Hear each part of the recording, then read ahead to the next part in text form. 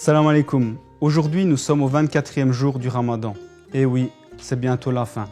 Mais motivons-nous davantage pour les jours qui restent, Inch'Allah.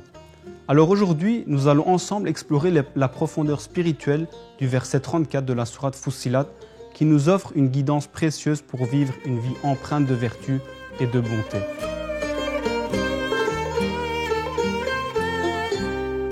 Bismillahirrahmanirrahim.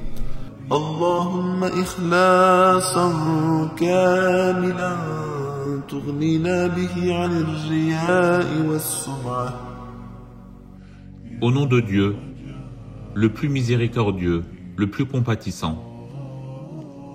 Ya Allah, fais que nous soyons bénis par une parfaite sincérité.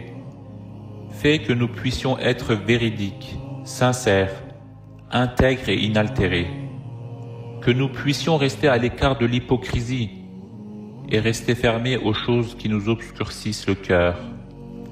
Que nous puissions rester à l'écart des intérêts mondains dans nos relations avec toi, dans la pureté du cœur et la stabilité de l'esprit, et que nous puissions te servir avec une loyauté totale. Puisse cette faveur que tu nous accordes être d'une telle essence qu'elle nous empêche de tomber dans l'hypocrisie et qu'elle nous protège d'agir avec le sentiment de plaire à tes créatures. Allahumma majdan wa sharafan tughnina bihima 'an tamjid wa tashrif man siwak. Ya Allah, nous te demandons de nous honorer avec noblesse, générosité, grandeur, gloire, honneur et dignité. Qu'elle soit d'une telle essence qu'elle nous rende indépendants de toute forme de prestige que les autres peuvent nous accorder et de toute forme d'honneur que les autres peuvent juger digne de nous. Allahumma akhlaqan hasanatan tughnina biha 'an kulli khuluqin sayyi. Ya Allah, fais que nous soyons honorés d'une parfaite moralité en termes de tempérament, de nature et de caractère. Fais que nous soyons parmi les chanceux qui peuvent revêtir les gens avec l'habit des bonnes moralités, afin que ce soit d'une telle essence qui nous empêchera de toutes sortes de moralités détestables. Allahumma madadan khassan tughnina bihi 'an imdad man siwak.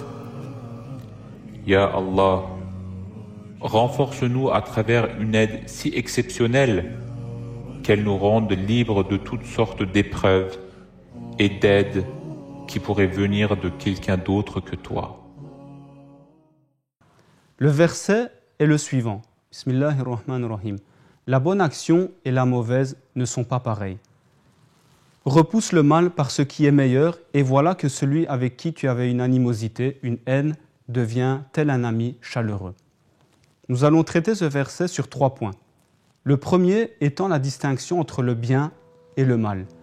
Ce verset nous rappelle la différence fondamentale entre le bien et le mal. Allah nous montre que la bonne action et la mauvaise action ne sont pas équivalentes. Nous sommes appelés donc à choisir activement le bien et nous éloigner de ce qui est nuisible. Le hadith suivant confirme bien ces propos. Abu Huraira radiallahu anhu relate que le messager d'Allah sallallahu alayhi wa sallam a dit « La foi comporte 70 branches, 70 pour nos amis français. La meilleure d'entre elles est l'attestation qu'il n'y a aucune divinité digne d'être adorée en dehors d'Allah et la plus infime consiste à enlever ce qui est nuisible d'une route ou d'un chemin. La pudeur est également une branche de la foi. » Cela signifie que chaque acte compte et nous devons être conscients de nos choix et de leurs conséquences, cherchant toujours à faire le bien autour de nous. Le deuxième point est le fait de repousser le mal par le bien.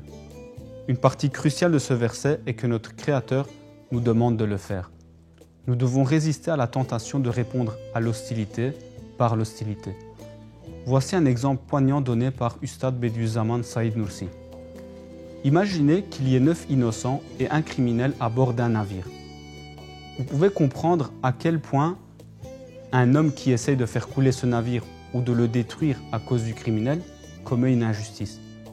Même si un innocent se trouve parmi les 9 coupables, le navire ne devrait jamais être coulé à cause de ces 9 coupables. Il nous invite donc à réfléchir la justice dans des situations où la vengeance semble justifiée. Il souligne qu'en présence même d'un innocent parmi les coupables, répondre au mal par le mal ne peut jamais être justifié. Le troisième et le dernier point est de transformer la haine en amour. Enfin, le verset nous encourage à rechercher la réconciliation et à transformer nos ennemis en amis. Cela nécessite de surmonter nos propres sentiments et de tendre la main avec générosité et compassion. L'exemple suivant de notre prophète, que la paix et la bénédiction soient sur lui, lors de la conquête de la Mecque, est un puissant témoignage de son immense capacité à pardonner. Lorsque notre saint prophète a conquis la Mecque, après des années de persécution et de conflits, il a choisi le pardon et la miséricorde. Parmi ceux qu'il avait pardonnés se trouvait également Hind bint Utba, qui avait commandité, comme vous le savez, l'assassinat de son oncle bien-aimé Hamza radiallahu anhu.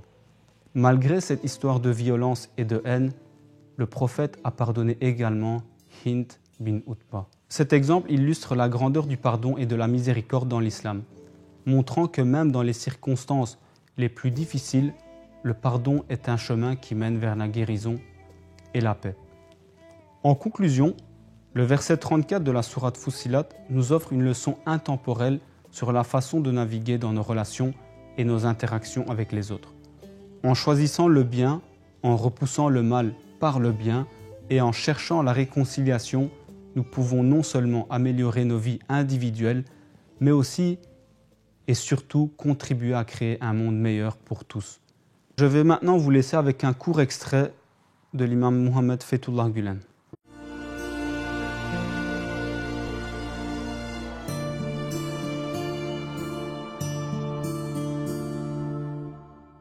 Hususuyla Ramazan-ı Şerif yeniden insanların bir kere daha Kur'an-ı Kerim'e dönmelerine vesile oluyor. Yani o güne kadar belki gerektiği ölçüde meşgul olmamışsınızdır. Nitekim yani hakikaten milletimiz böyle her gün bir cüz, 2 cüz okuyarak o Kur'an-ı Kerim'le öyle bir iştigali yok. Hiç olmazsa Ramazan-ı Şerif'te camiye gidiyorsa şayet orada bir cüz mukabeleye şahit olacaktır. Bir cüz Kur'an-ı Kerim dinleyecektir. Ama keşke milletimiz o mübarek kitabın dilini anlasaydı. Okunurken Cenab-ı Hak bizden neler istiyor, neler var o muhtevada, o muhteşem muhtevada, o ledünni muhtevada, o melekuti muhtevada, onları da anlasaydı.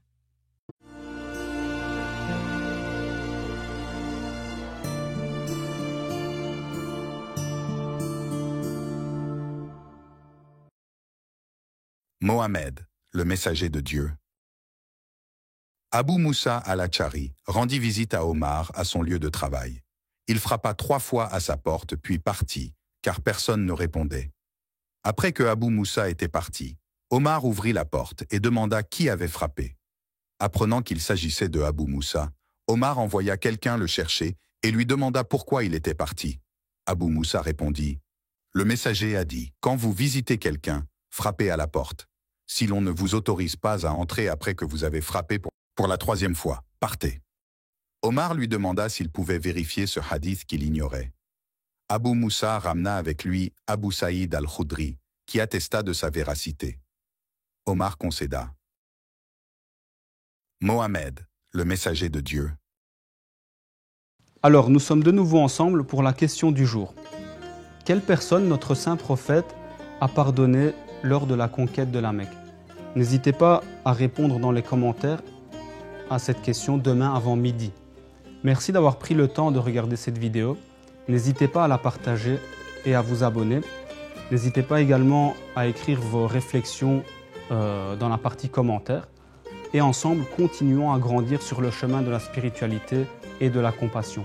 Allez, il nous reste encore 6 jours pour devenir une meilleure version de nous-mêmes. Courage dans cette dernière ligne droite. À bientôt, Inch'Allah.